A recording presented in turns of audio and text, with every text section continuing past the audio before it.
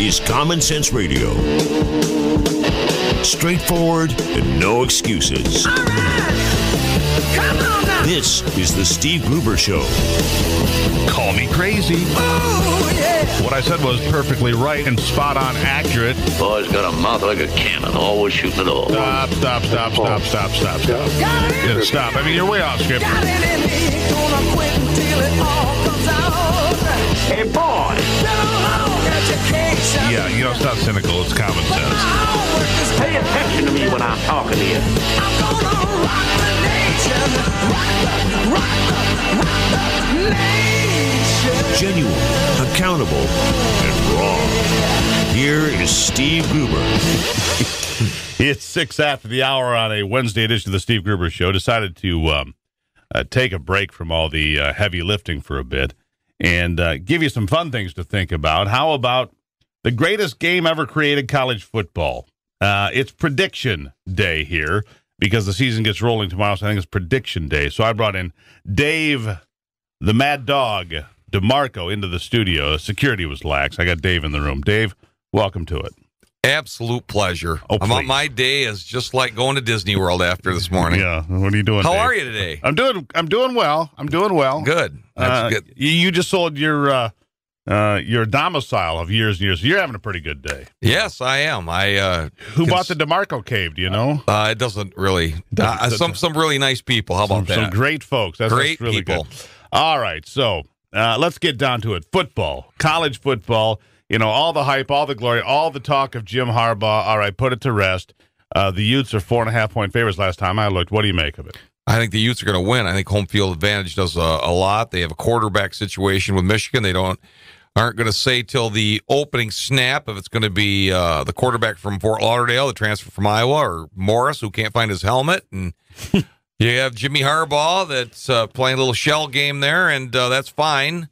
But I think that's going to be growing pains for Coach Harbaugh, but I still think they will win 7 to 8 games, and he will build and get players there. The question I have, and a lot of people don't like that, is, you know, how long will Jim stay there? I mean, there's a lot of National Football League teams that know he's got a lot of strong experience, and they might be like Milburn Drysdale driving the Brinks truck up to the Commerce Bank. But I think right now, as far as Michigan goes... Did you just say Milburn Drysdale? That's yeah, the nice president of the Commerce Bank. That's nice reference. Hey, man, you better follow the dancing dog on this thing. Michigan has more quarterbacks than Republicans have candidates for the White House. I mean, it's pretty. I mean, he's got more quarterbacks than anybody in the country, doesn't he? I would agree with that. And so who do you think? I mean, everybody I talk to says Rudock, no question. I mean, Rudock is going to be the guy. He's experienced. He came out of Fort Lauderdale, St. Thomas. He has experience in the Big Ten, and... you know, somebody was talking about it to me this morning. I mean, if he was that interested in staying at Iowa, he would have stayed there. It's like Russell Wilson at North Carolina State, and then he had gone to Wisconsin, and now, of course, he's with the Seattle Seahawks. But the bottom line is, Rudock's not Russell Wilson, okay? He's not Russell Wilson. Not? No, he's not. Come on. He's not. All right, he's not. All right, so Michigan's win 8 games, you say. Yeah, I think so. I think that's about right. Yeah. 8, you know. That's a good... but they won't win either of the big rivalry games. I think that they'll play Michigan State tough at the Big House, but I like State with their depth. I think they'll go to Ohio State, play them as tough as they can, but Ohio State is just, they're a very tough team. Ridiculously good. Desmond Howard picks Michigan State to win the division. Really? Yeah. All right. Because that means he hates Ohio State more than he hates Michigan State. Who doesn't? That's all it is. All right. So let's talk about Michigan State. What are their prospects? I mean, they're obviously, over the last 3 or 4 years, they climb into, from where I sit, I'm no expert like you, Doug, but they've grown into an elite football team. Yes, they have. I attended the presser yesterday. They're all excited. It's really strange that Connor Cook was not voted by his peers and his teammates, one of the captains. And he's not happy with that. So I think that if you look on the draft board right now in the NFL, he's right among the elite quarterbacks in this country. I think he'll continue. He ended up getting the Most Valuable Player award 2 years ago in the Big Ten Championship and also the Rose Bowl. They ended up 3rd in the country. Then they beat Baylor with a comeback fashion and ended up 5th. They have a lot of depth, Steve, a lot of depth. And so why? Will Tiemann about that yesterday. Well, why the controversy with Connor Cook? Why? That's a good question. I mean, I have no idea. I think that these people like him. I was there. Heard Coach D'Antonio say that he's driving the car. He's the main guy we have here, and they all are looking forward to him if he stays healthy. sky's the limit. Madre London's going to be the starting tailback. They have good wide receiving core. Their defense, they have two defensive coordinators now that are co-defensive cats that and Harlan Barnett and Mike Tressel, Jim Tressel's nephew, and I think their offensive defensive line are going to be real good. So they don't. So okay. So Desmond Howard's picking them to win the division. What do you think against Michigan State? I like Michigan State to go November 21st to the Horseshoe being undefeated is what I like, and I like 10-0. They'll be 10-0. I think. I really believe that. I'm not a homer. There's people around the state right now. It has nothing to do with nothing. I'm just looking at facts. Oregon has a quarterback from Eastern Washington that transferred. They're going to come here next week, play a night game, a redemption game for what happened in Eugene with Marcus Mariota. I mean, don't forget they did play Ohio State at home and Oregon there and got beat by those teams badly, and those teams played for the national championship. I really believe that Ohio State and Michigan State will be cranked up, and that's going to be tough to go to Columbus and do that. Yeah, no question. All right, so if I got your predictions right here, you've got Utah beating Michigan in the first game, and the Spartans are coming out, of course, to win their first game. Yeah, I think that the spread's like 23. I mean, for entertainment purposes only, they should go in there and just smack the living snot out of Western Michigan. Are you kidding me? I understand George Perles's his ideology of keeping the money in the state and Kalamazoo and all the wonderful stuff, and you can tie a bow on it. But when it's all said and done, if Michigan State's going to be an elite team, like you just said, they got to go into Western Michigan and just get it done and crush them and stay healthy and get ready for Oregon. There you go. All right. Well, that's the first weekend predictions. Dave, the Mad Dog DeMarco, coming into the studio here to lay it out for us. Appreciate it. It is an absolute pleasure. Like I said, yeah. If I can't get to Disney World or Disneyland, I'm always looking in this studio, knowing there's a lot of goofiness, if you know what I mean. Thank you. Thank you. The exit's that way. Dave, I greatly appreciate it. Have a great day now. See you later, Dave. I appreciate that. That's Dave, the Mad Dog DeMarco here on the Steve Gruber Show. Let's see here. We've got some hotline action as well. We've got Matt in Okemos on the line, waiting patiently. Matt, welcome to the program. Yeah, good morning. I wanted to mention the deal with Iran is almost like releasing Charles Manson, having him self-monitor himself. We'd be better off doing that. He'd probably kill less people. And the other thing is with this war on police, it reminds me of what I understand about the 68 Democratic Convention, and when the Vietnam vets came back, they were attacked basically verbally for their action in the war. And what we're having here is a misdirected animosity towards the police because of the policies of dismantling the family structure within the black community. And now they want to dismantle the community with dismantling the police. The best Head Start program you could have, what do you think it might be?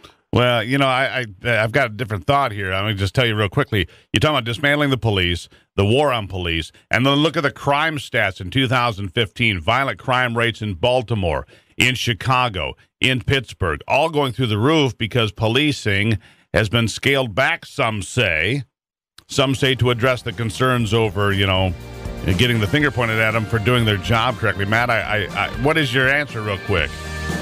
It's a good family is the best Head Start program you could have. That would take care of some of the police problems in the inner city. Matt, you're exactly right. A good family. Not enough fathers in the home is the fact. 14 after on a Wednesday on the Steve Gruber Show. Taking a closer look at the stories that affect you most with a big dose of common sense.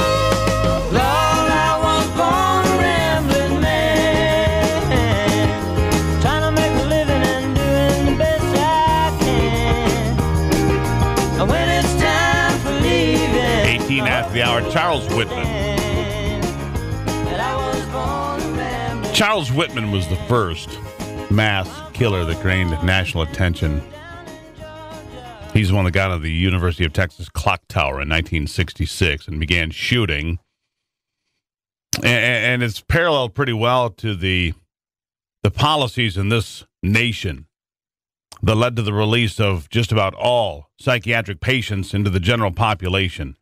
You ask why our prison populations have skyrocketed? Well, there aren't any mental hospitals anymore. Let me give you an example. In California, the number of patients at mental hospitals was 37,500 in 1959. It's Only a few hundred now. It's a fraction of what it once was. Same is true all over the country. The American Civil Liberties Union led the charge on mental hospitals, destroying them, dismantling them, and then mainstreaming all the patients. And so I wonder, when you look at all the different shootings that happen in this country, where the mental illness problem comes in. Edwin Walker is an independent firearms program attorney for the Texas Law Shield Firearms Legal Defense Program. Welcome to the program, Edwin. Well, thank you for having me.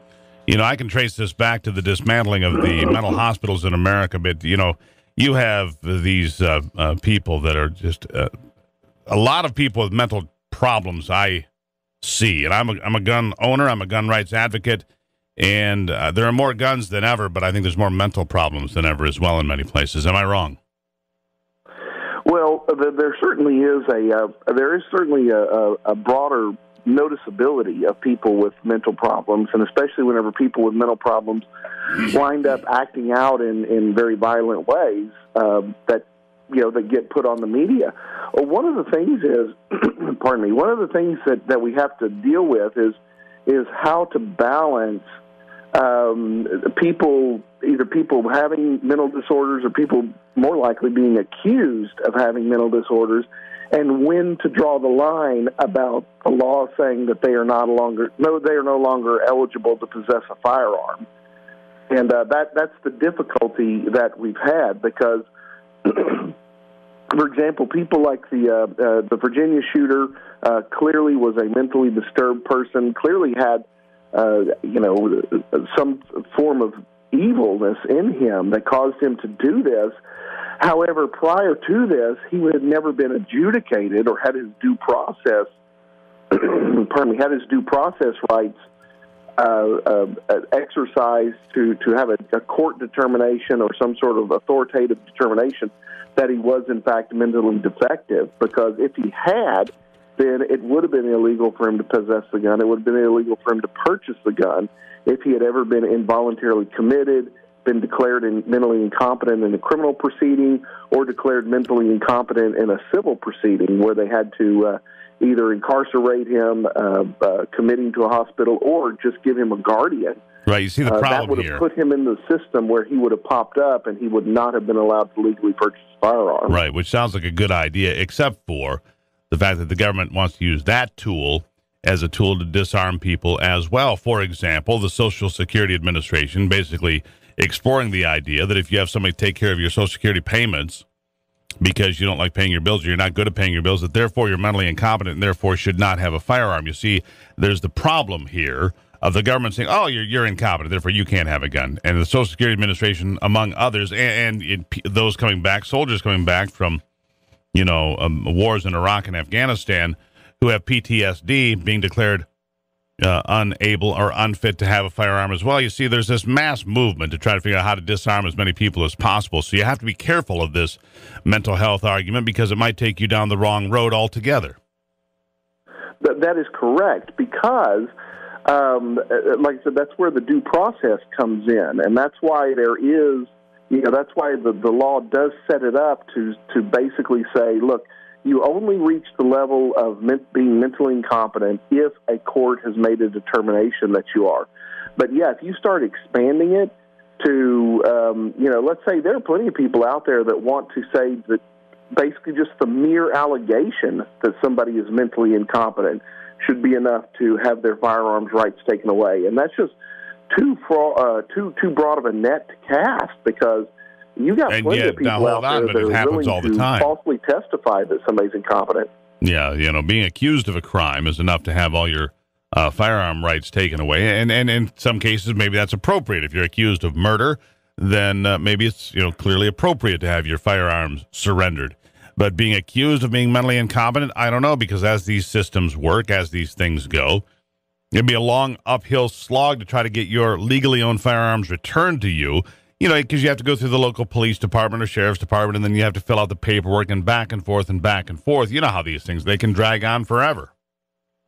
And also with mental incompetency, there's so many different levels. I mean, a level of mental incompetency that will get your firearms rights taken away is being declared to be a schizophrenic. And so clearly being a schizophrenic is a potentially dangerous person. But does the person who just simply goes to the doctor for anxiety or depression belong in the same category as somebody who's been declared to be schizophrenic? And let me ask you this. Let me stop you right there about panic attacks and so forth. Let me ask you about, somebody's on Xanax, for example, for anxiety, for example. Does their doctor, is the doctor legally required to tell the government? Because that would violate the HIPAA laws, you see, unintended consequences. You can't tell the government that that if I'm taking anxiety pills, the neighbor is, or you're taking whatever you might be taking, it would be illegal to tell the government, but the government's demanding that information as well. Edwin, I'll give you 30 seconds for the last word.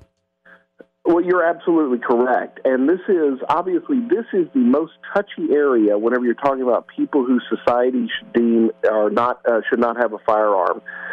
We know people who've been convicted of felons. We know people who are under protective order. That is a black and white designation. You either are or you aren't.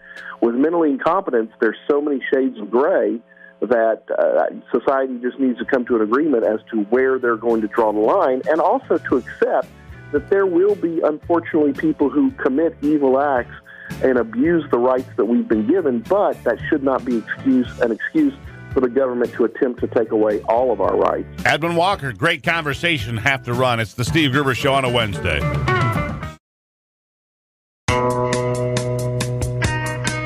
Keeping you in touch with Michigan and the world. First thing I remember was asking Papa why. Oh, there were many things I didn't know. All right, it's 33 after the hour. Wednesday. Most of those little pockets, those little storm cells have cleared up. But there could be a couple more that pop up. All right, so I'm going to bring you some news again here today that you'll probably not hear anywhere else, because I like to keep you informed, the best informed listeners in all of radio right here, Common Sense Radio. It's full contact. As I mentioned earlier, this is not a safe zone. This is not a safe room. Do not run here if you're offended, because we're going to talk about real topics and have a real discussion and have you involved. Our next guest is Kenneth Artz. He is the managing editor of Healthcare News and a research fellow for the health policy of the Heartland Institute. And the war against, and I'm not sure how we should say this, against kratom. How would you say it, Kenneth? It's a war against a new drug out there. Tell me about it. Well, it's pronounced kratom, Steve, and it's new here in the United States, but it's been used extensively in Southeast Asia for the last 200 years. And depending on who you talk to, it's used as a stimulant, a pain reliever. It's an anti-anxiety drug. It's an anti-diarrheal drug. It's also used to manage opioid withdrawal symptoms from chronic opioid abusers. Really? So here's kratom. It's been around for 200 years. Why took the slow route to get here, which is unusual. Usually these things go fast. Where has it been hiding? Well, it's just one of these things that's just popped up from, I guess with the advent of cheap air travel. People have traveled to Southeast Asia for vacations in Thailand and Malaysia, where it was pretty extensively used, and I guess they brought it back with them. And then somebody got the bright idea probably to just start marketing on the Internet, getting into your head shops. They sell it in gas stations in Florida and South Florida. And, it's starting to spread and catch on here. People have been using it for a short time here. In the last couple of years, it's really starting to take off. And I think this is probably going to be the year of kratom, 2015. And they take it they brew it in a tea, or do they smoke it? Do they drink it? What do you do here? Well, it started out with the laborers in, Southeast Asia, probably farmers and people that worked on, plantations and forestry and stuff like that. The laborers would chew the leaves from the tree. That's where it comes from. The trees grow, there in Southeast Asia and Thailand and Malaysia. And they would chew the leaves, and it would give them pain relief, for the hard labor they were doing. And but somehow, at some point, they started brewing it into a tea, and that's what most of the users here in America are using it as.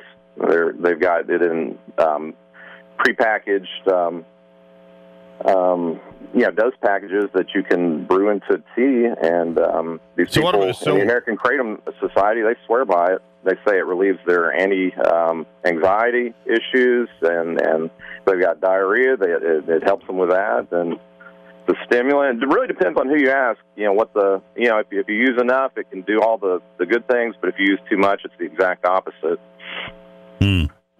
So, what do you think? What do you think we should we concern ourselves with it? Not concern ourselves with it? I mean, I don't know. Well, there's not a large body of evidence on it causing harm, but there are quite a number of anecdotal stories from people who say that it's, they'll swear by it. And like I said, it just really depends on who you ask. The DEA is not very fond of it, and a lot of your state legislators, they've tried to pass bans on it in Florida. Currently, it's banned in 4 states in the United States: Indiana, Tennessee, Vermont, and Wisconsin. There's also a ban in Sarasota County, Florida, on it. No, so it's a tropical deciduous tree. It says tropical deciduous and evergreen. I don't know how that makes sense. In the coffee family, native to Southeast Asia, Indochina, and Malaysia. So I guess here's the thing: if the government can figure out how to tax it, it'll all be fine. You just need to put a tax on it; it'll all be good.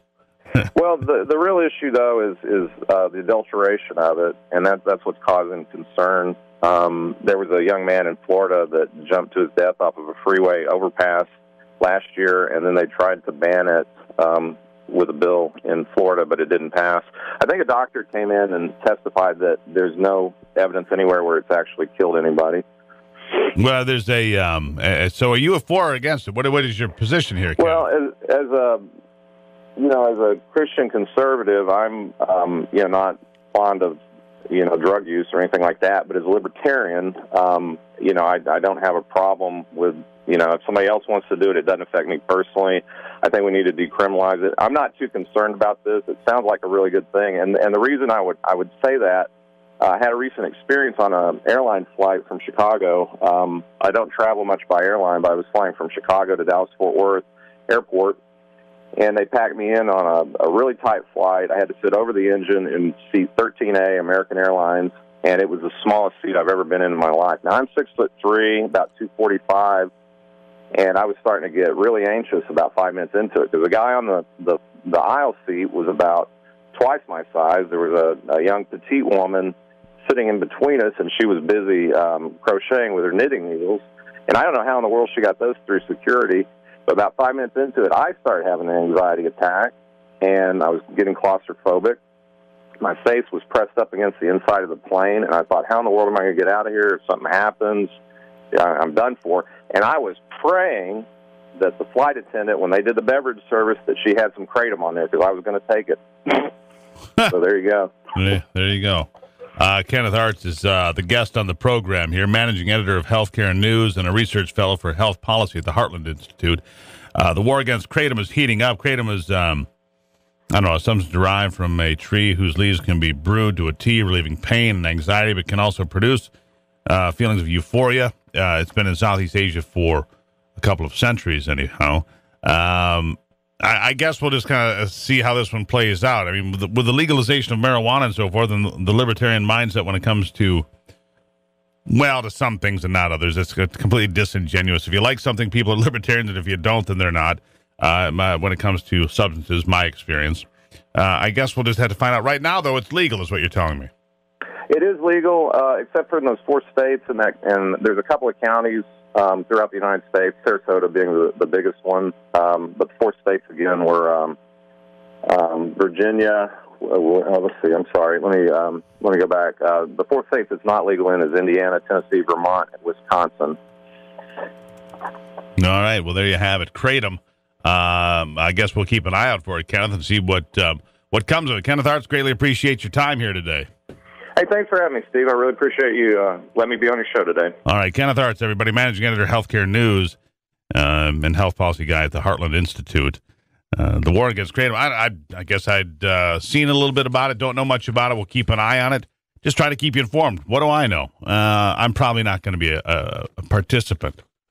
That's a safe bet. But whether my face is pressed up against the side of the plane or not, I'm not going to be a participant. I can Pretty well assure you. 41 after the hour. It is Wednesday here on the program. You can find out more at stevegruber.com. Please go to the Steve Gruber Show Facebook page. Click like. Also working on this thing called Periscope.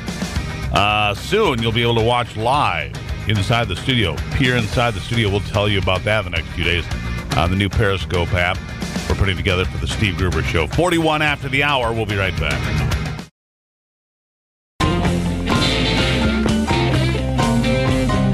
Delivering Michigan common sense with a big dose of truth and honesty.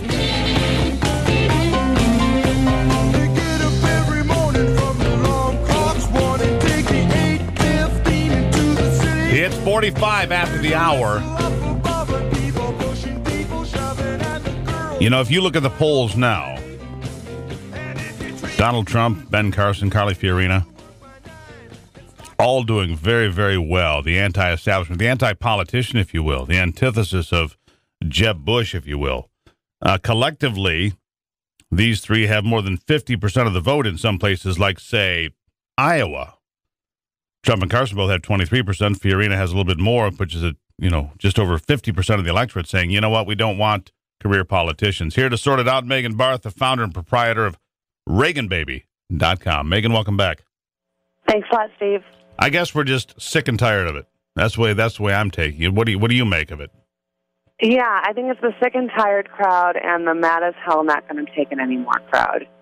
And you look at the numbers, and you can't help but think that way, especially when you look at the Quinnipiac poll. The Quinnipiac poll was just published. 71% of American voters are dissatisfied with the direction of the country. 53%. That seems light to me. That actually seems low to me, but go on. Right. Yeah. Well, there's always 30% out there that think like everything's good, or they have no opinion. Or they have medical they have medical marijuana. They're fine. Anyhow, go on. Right. 53% disapprove of the job Barack Obama's doing, which I happen to think is low. However, that number is pretty high for him. And 49% of voters are dissatisfied with Washington. 27% of voters are not only dissatisfied, but they are angry. So you look at the Monmouth poll in comparison, and 66% of GOP caucus goers in Iowa say regardless, the nation needs a president from outside of the government who can bring a new approach to Washington. And we can't really be surprised about this. Based on the betrayal that happened after the November 14th elections, there are a lot in the GOP that are looking outside of the Beltway for their next nominee. And this is, I believe, why you see, Carson shot up 15 points. Governor Walker dropped 15 points. Yeah, here's the thing, though. The Hill that I read some and some other websites I just use as a reference. There are, Trump and Fiorina doing well, Carson doing well, but the two others that are doing well are the ones that stayed out of Donald Trump's way, that being Marco Rubio and John Kasich, still, as far as traditional or more traditional candidates, if you will, traditional politicians, plugging along fairly well because they haven't tangled up with Trump. Now, I'm kind of curious as to what the outcome will be for Jeb Bush, who's been mixing up with Trump over the last couple of days, back and forth in the media. If his numbers will go up or down, it kind of makes me wonder just watching the spectacle. Yeah, no, and I agree with that. It seems like everyone that is tangled with Trump has dropped in the polls. I mean, look at Perry. Yeah, who? Perry. Yeah, exactly. He flew to Washington to make an anti-Trump statement, which I thought was just so silly. And, he's not even on anyone's radar anymore. He used to be around 5 or 6% at the most, and now I don't even, exactly who, he's dropped out of sight. So, Bush is trying to quote Trump from, the 80s and early 90s and some of these new commercials and taking the attack to Trump. And I really think that that's the wrong move. Right now, the person who really should be attacked is Hillary Clinton. The other person that should be attacked is Bernie Sanders. The circular firing squad is, I don't believe, going to work. No, probably with not. Trump, because you can't insult the guy because he's going to give it back to you tenfold. Right, and he You know, the Jeb Bush, the best example here in the last couple of days, Jeb Bush trying to liken Donald Trump to being in Hillary's camp. It didn't take Donald Trump half a day to put out a video of Jeb Bush praising Hillary and Bill Clinton. I mean, the response was more damaging than the attack. Exactly. Yeah, exactly. And Bush really can't say anything. I mean, he gave her, I can't remember what the medal was, but it was just something so ridiculous that he gave her a medal. And it was right after the Benghazi attack. And I watched that. I'm like, you got to be kidding me. You know, so the Bush and the Clintons go way back. You know, that can be documented. You know, Bush isn't fooling anybody. He can't lay anything at Donald Trump's feet because he'd have to pick up his own mess. Well, exactly. He'd have to clean up his own house first. And then the argument that Jeb is trying to say that Mexican immigration rate is basically flat. We know better than that. Jeb Bush is a candidate, you know, I don't care if he's got $120 million or not. And I don't think it's because of his last name. It's because so far he's been an ineffective candidate. You know, he's been ineffective. You know, he was there at the top and only because, you know, by default there for a long time. But now that he's getting out meeting people, we met him here in our neck of the woods just a few weeks ago. He pretty decent conversation, but not a warm candidate. I will guarantee you that Marco Rubio and Scott Walker and John Kasich were a lot more engaging in person than Jeb Bush. And when you're talking about traditional candidates, ones that I've seen in person in the last month or so, and I'm going to tell you, he's a candidate in deep trouble regardless of the money. Yeah, he's not like his brother in the sense that he has kind of this affable, you can kind of approach him. He kind of seems like the guy you play poker with on, you know, Friday night. And probably did. What's that? And probably did. With W. Yeah, you know, he just seems kind of like, you know, the dork in high school. He really just kind of maybe got stuffed in a locker. And all right, well, there's that image. Hey, guys, let me out. This isn't funny, guys. Of course, that's not a real big, strong leadership quality that we're looking for right now. No, if you put somebody in a locker room, if you put somebody in a locker today, you probably go to prison in this day and age. Anyhow. Well, yeah, it's the microaggressions that would be caused by that. Exactly. PTSD from being in a locker. Anyhow, Megan, it's always an education. We'll keep an eye on this. The Trump factor, I don't know what it is going forward, but it doesn't go away. And Donald Trump back in Michigan, we're told here at the Big Mitten Fair coming up here in the next few days. It starts tomorrow. More likely that he's going to be in town over the weekend working on Michigan votes for our March 8th primary. Megan Barth from ReaganBaby.com. Always a pleasure. Thanks a lot. 52 after the hour on the Steve Gruber Show.